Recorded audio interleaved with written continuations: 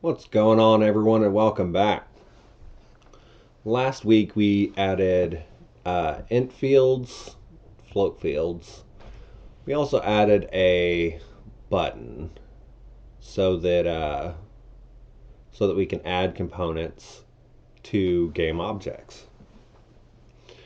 Well, somebody mentioned in that video's comment that there was some issues with using newer versions, and it wasn't allowing you to add the component.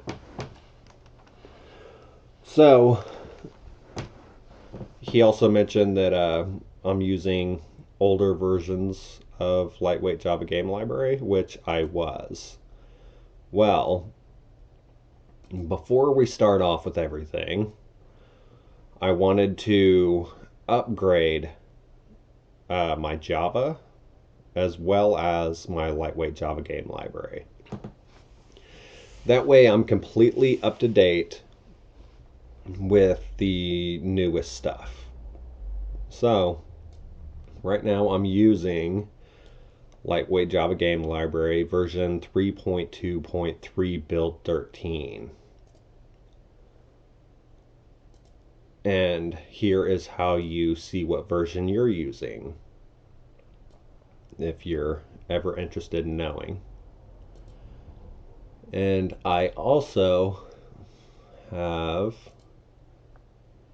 my right here. So I'm using JDK 13.0.1. So I'm using the newest JDK as well. Alright. And if everything's been fine, if you're using the older versions, you're not wanting to go to the newer versions, well, you don't have to. So you can kind of skip this beginning part unless you just want to know. But whenever you upgrade, it's going to look like this whenever you open it up. Everything's going to look perfectly fine, except for this line right here that we added at the end of the video last week for adding components. Well, this right here has been deprecated. So class.new instance is deprecated. So to fix that, it's really simple. All we need to do is call cls.get constructor,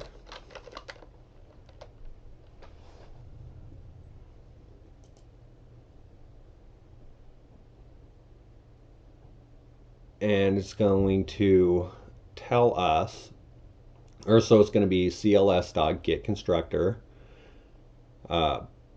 and then dot new instance. So you're just putting get constructor between there. That's the only difference. But it's going to want us to surround it with a try catch. So there we go. That fixes that. There's also another issue. Well, not really another issue itself, but the newer version of lightweight Java game library actually fixed the issue that I was talking about in the last video, that TinyFD actually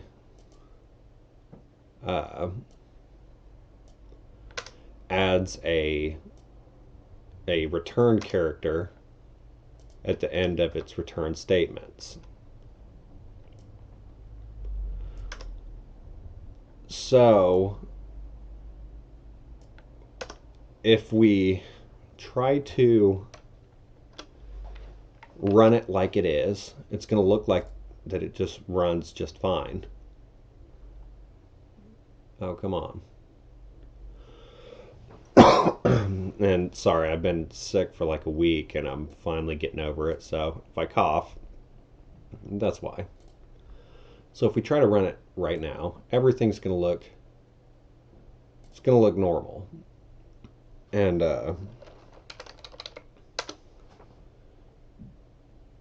so yeah, it's the same as how it was before. But when we go to add component, if we say we want to add test,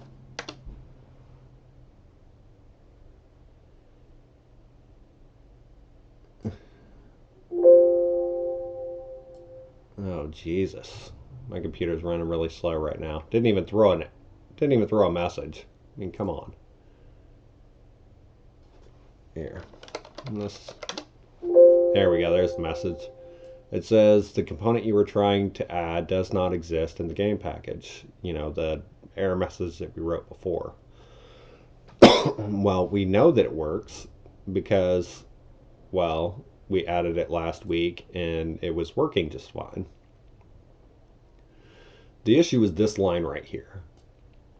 Because since they fixed it and they didn't add, or they removed that return character at the end of the output, we don't have to use a substring of the output value. So all we have to do is just remove this line, and then it works perfectly fine. And I want to kind of show you how you debug this or something like this, because a lot of people have issues debugging and they're saying, you know, this is the problem for this when it actually isn't. uh, it actually goes further back. So a lot of people, if they looked at this, they would think that the issue would be this line, or the issue would be this line. They would have no idea that the issue would be over here. And the best way to debug this is just to do a bunch of just random statements. And this is how I figured out what was wrong, and it only took, I don't know, like 15 seconds to find out where the issue is. So I'm just going to say something.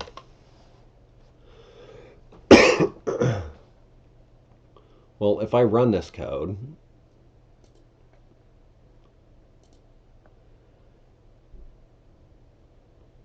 come on. Come on, buddy. There we go. And I hit add component, and I put test, throws the error message. But looky there, nothing was ever printed. It means the code did not actually reach right here to throw the error right there. So see if the error came right here, and you just do the same thing. And then all you have to do is just change it a little bit just so that you know that it's something different. And it will do the exact same thing. If my computer's fast enough to actually run this.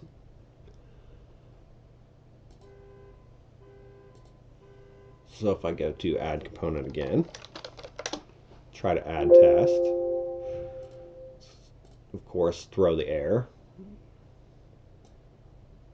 and then now it's calling something else because it's actually trying to get this far. But then if you put right here,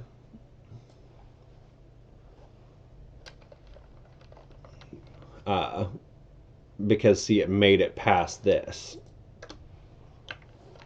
So if you try to put right here something new,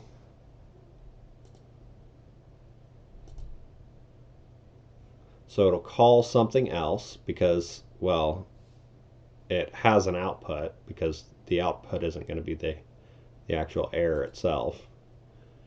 It's going to be the name of it. So, called it test. So, there we go. It called something else, but it never called something new. So right here it's saying we can't find the name of the output. Like we can't find the class that you're looking for. Well, so after I did that, I just said, well, that's interesting because I know that the class name is correct. Nothing has changed. So we'll see what output looks like. So then I just put in output.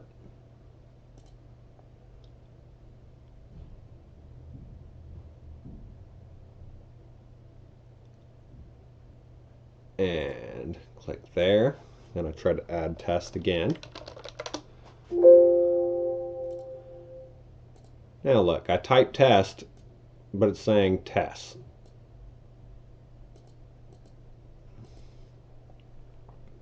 That's when I knew that this was the line, because right here we're chopping off the end character, and since that return character is not there anymore, it's chopping off the last letter. So that is just simply how you debug something, just by using random statements. And so I deleted that line.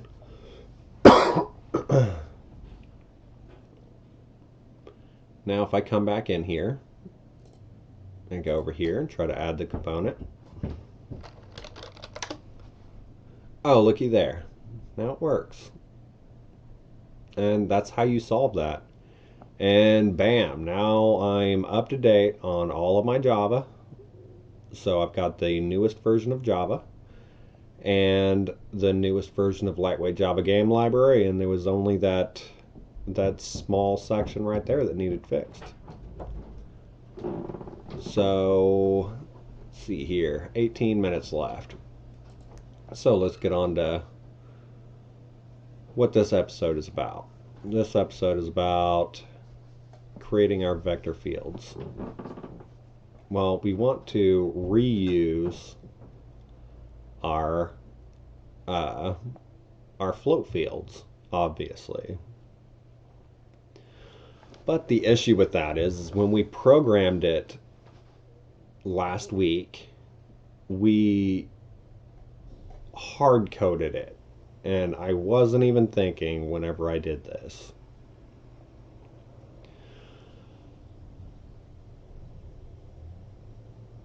We actually need to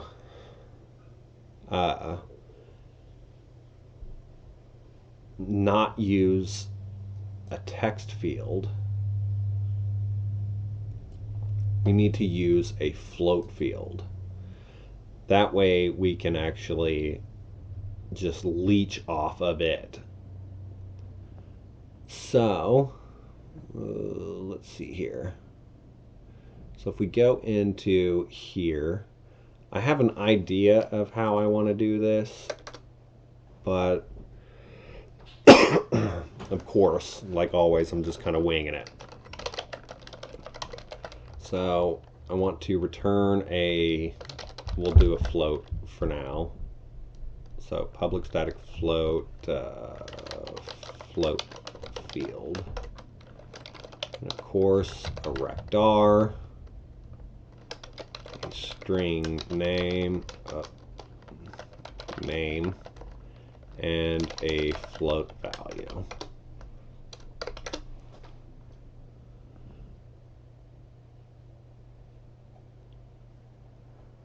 Okay. So here, I am going to actually call this function right here using this.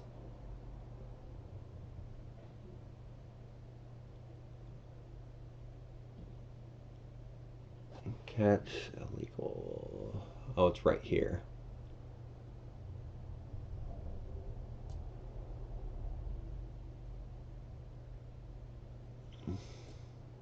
So I'm going to cut that. And I'm going to paste it right there.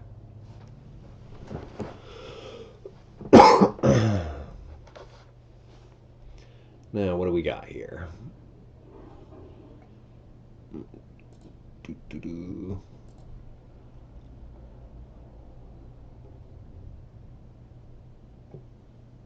What is V? Why is my int padding 0?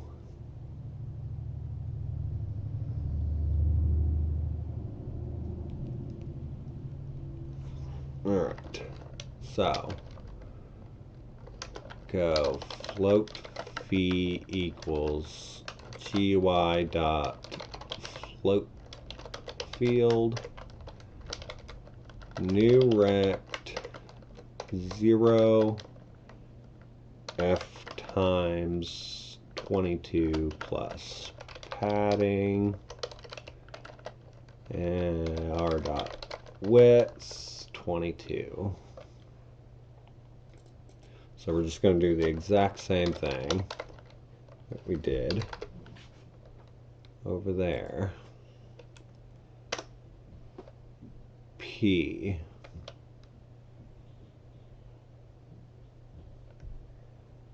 P.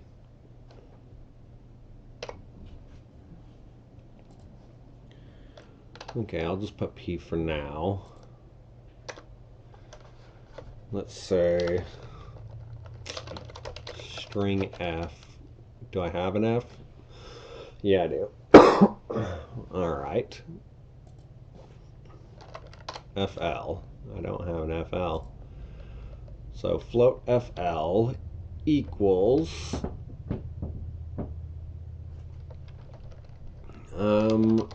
float dot parse float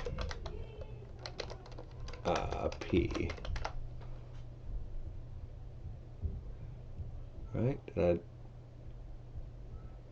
I oh, it's a string. There. So then we're going to pass in FL.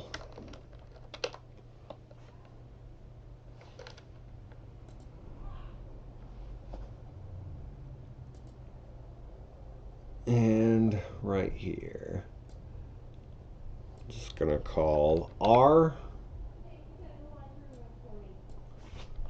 name V.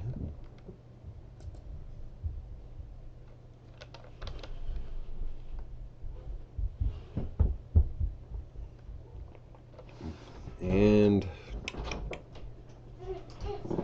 let's see here, FP yeah,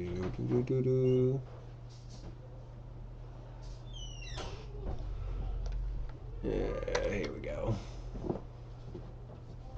Going to copy that, put it there.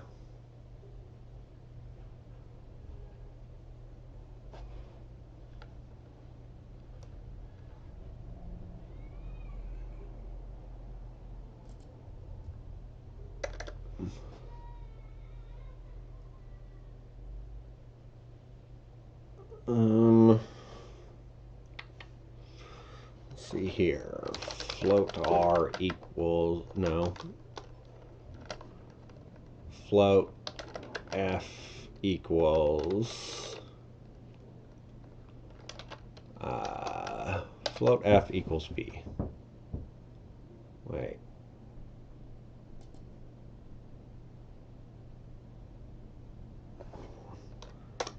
So there, S. Now we have an S. Jesus. Ret.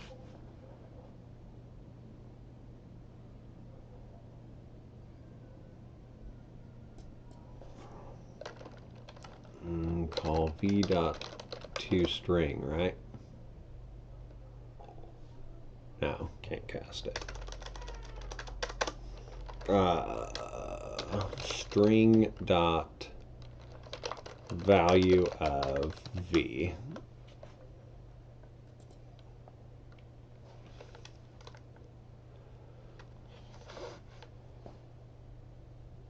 So that gets the return. That gets the float. I'm going to say try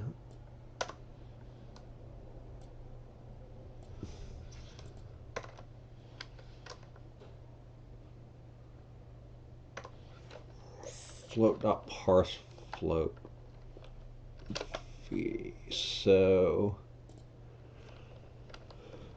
I'm going to say f equals float.parse float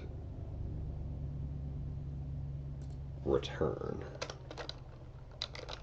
So ret.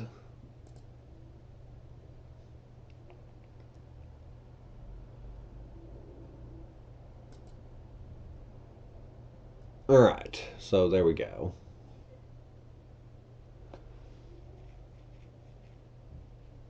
And then I'm going to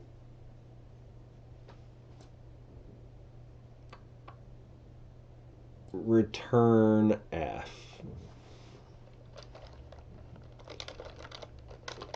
Alright. I think this will work. Looks promising.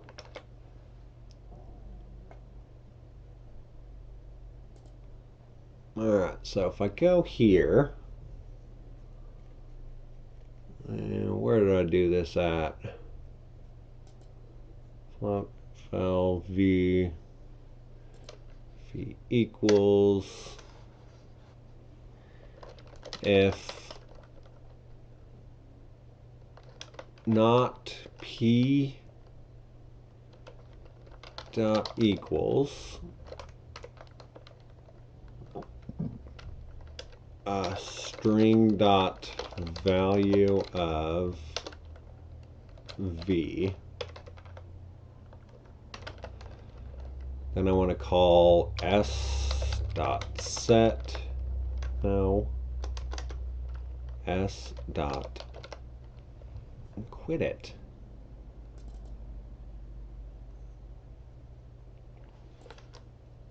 So I will set object as ba dot behavior, and I'm setting v. Alright. I think that should work.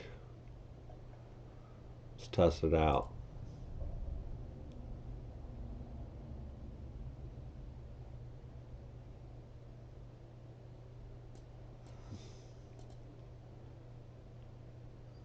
So 1000, click, do 800, change to 800.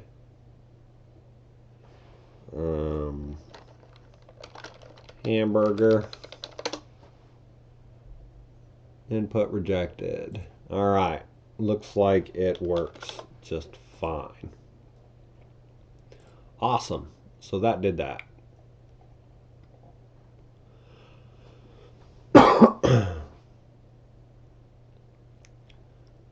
Ooh, 6.5 minutes left. Let's see if we can get this done.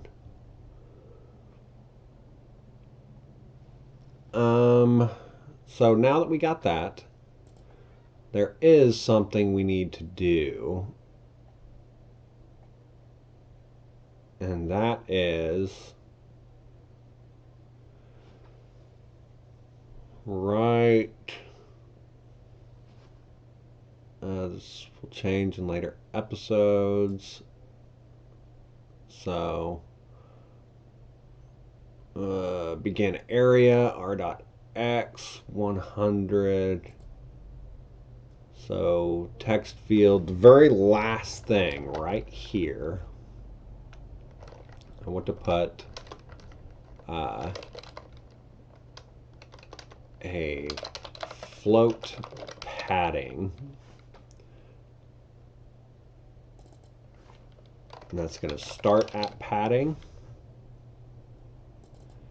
or start at 0 with the padding. This is going to start at r dot x plus padding.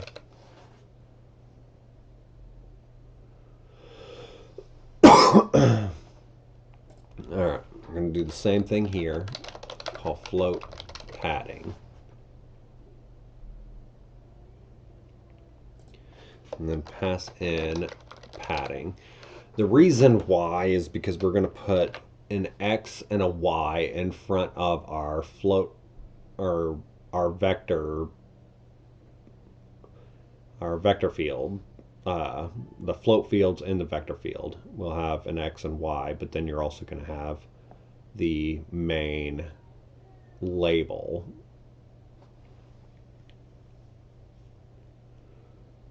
So, all right, we got that going.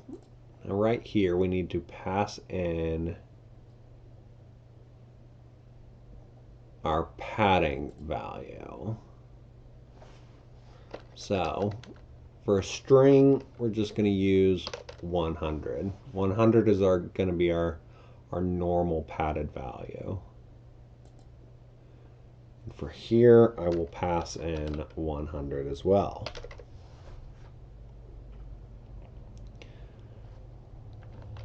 For our float variable name.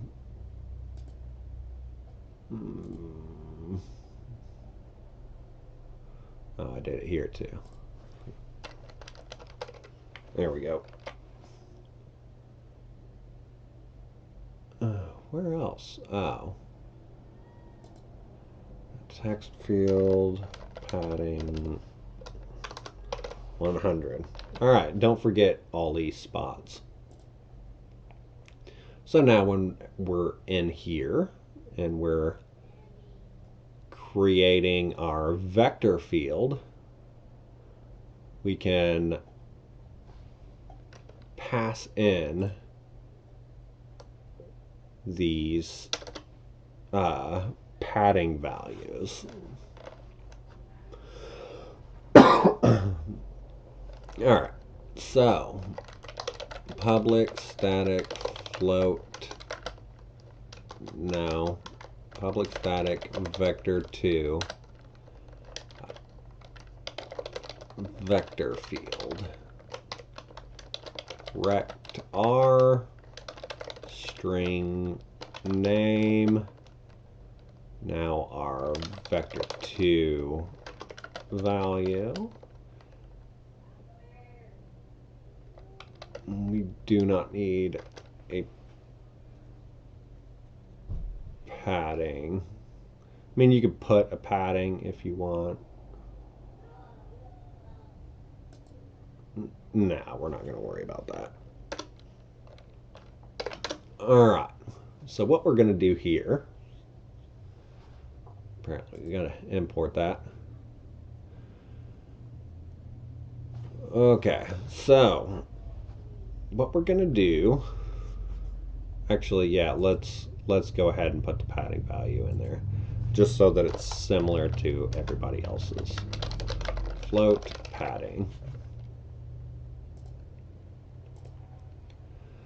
What we're going to do is we're going to do this.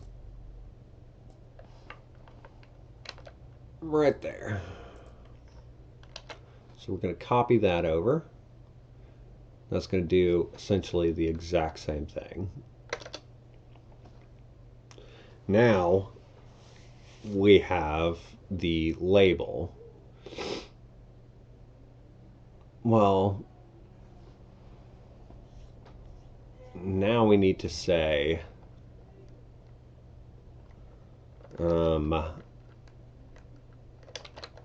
float.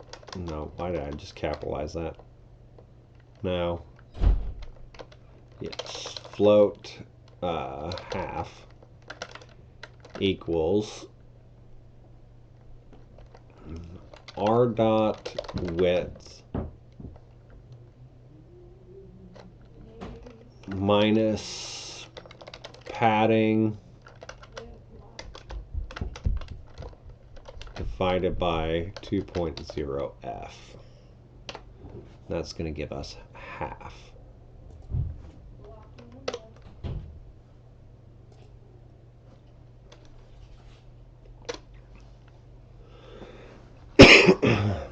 So right here, now we can say float x equals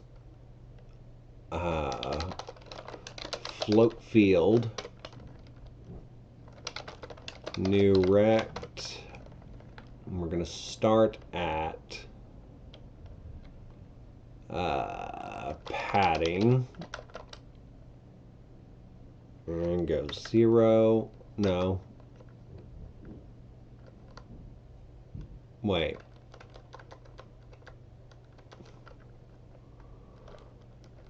R dot X plus padding. There we go. R dot Y. And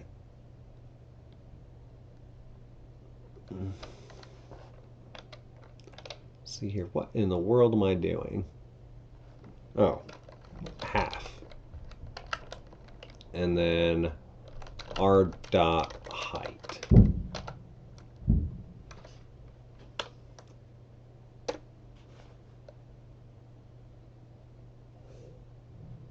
Oh,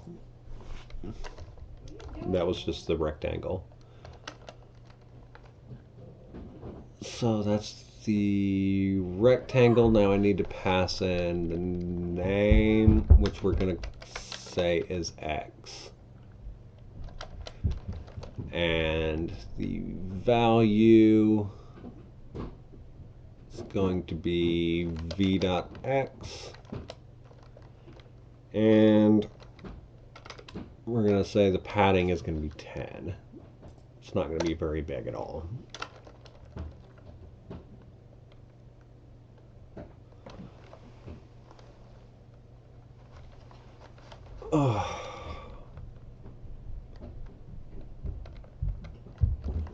And then the next is going to be float y equals float field new rect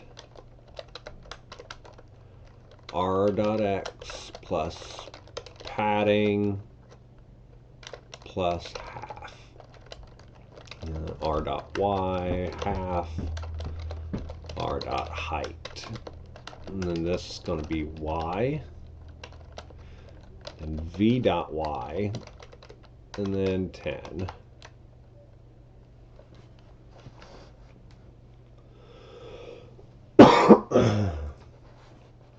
And then this will return new vector 2 x, y. Alright. I'm a few minutes over, but let's see how this works. So in here, I'm going to add a public vector to some vector equals new vector 2.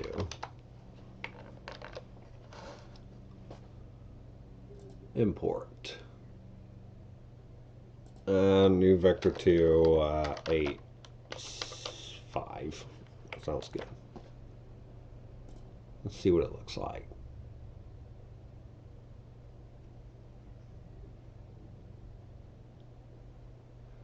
Click on that. And something's wrong.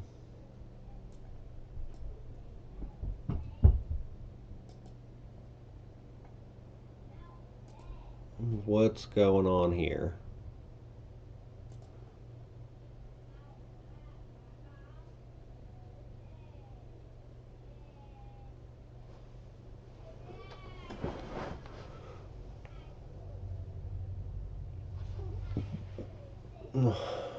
R dot width minus padding.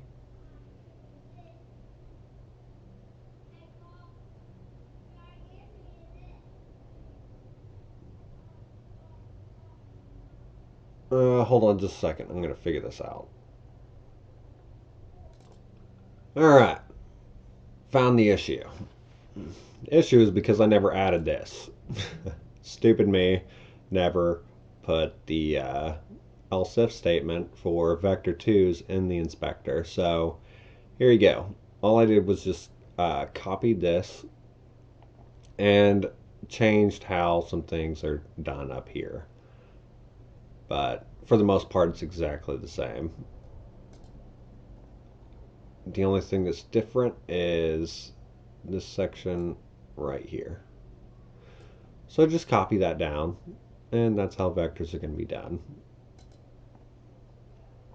Also, where is it? Float field. Whenever I did added the padding right here, um, I changed 100 to padding right there, 100 to padding right there, but there was also right here another 100 that you'll need to change to padding, or else it's going to look all funny. So to save time, I went ahead and did the vector field function. Wait, no, we did that already. Never mind. uh, to save time, I did the inspector thing. So here's what the vector field function is going to fully look like. It should look the same. All right. So if we run this, we will see what looks like this. It's kind of cluttered together, mainly because, well, this window is so small. We haven't gotten to the point where the this window is actually going to be way over here and it's going to be massive.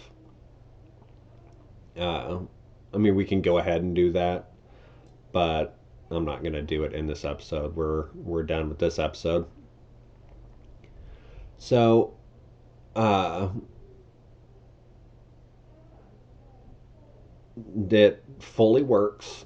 Everything works as expected. So here's your x value. So if we change it to 80, it's going to change eventually. No, come on, you. It's going to change it to 80. Same over here. It will change the y to 10. And so that is how we're doing that. Actually, you know what? I'll add like a minute or two on here and just change the size of this and just see what it looks like. So application.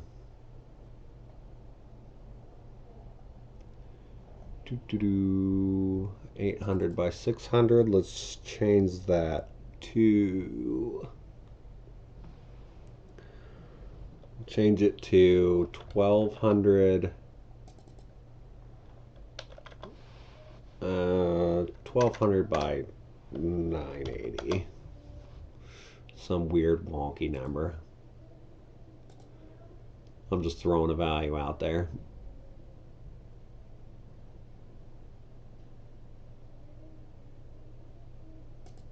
I'll make it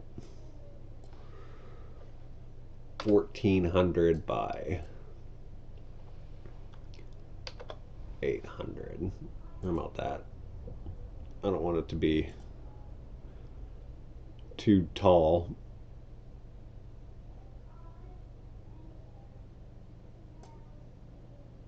There we go, that works out.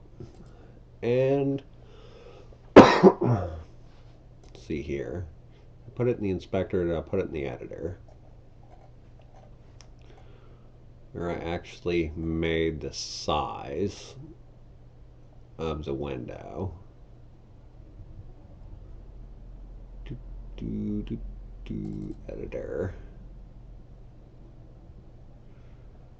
And right here. Application.size minus 200. I'm going to change that to 400. And change that to 400 and 400. Just to make it a little bigger.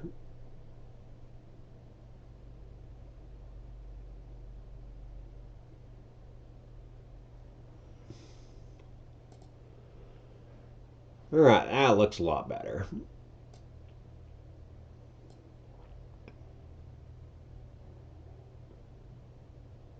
And yeah, that is it for this episode. Next episode, I think we're going to start working on the.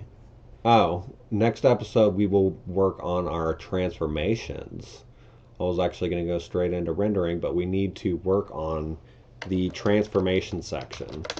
I wanted to do it this episode, but apparently we didn't get around to it because I had some unexpected stuff come up, and I did some updates and all that stuff, so that kind of threw the time a little wonky. So next episode we will do the transformation stuff up here, and then after the transformation stuff, we will be getting into rendering things in our scene.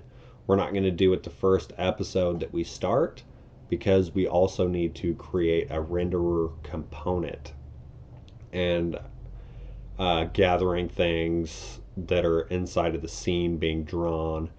For instance, if Tutti Frutti had a box that's or a sprite that's say 50 pixels by 50 pixels, but it's way over here, it doesn't need to be passed to the renderer. So we need to do some optimization code as we're programming the renderer stuff. So that's some things uh, we need to do before we actually start rendering things onto the screen. But it is in preparation and we will be getting to it very soon. So, thanks for watching, and I will see you on the next episode.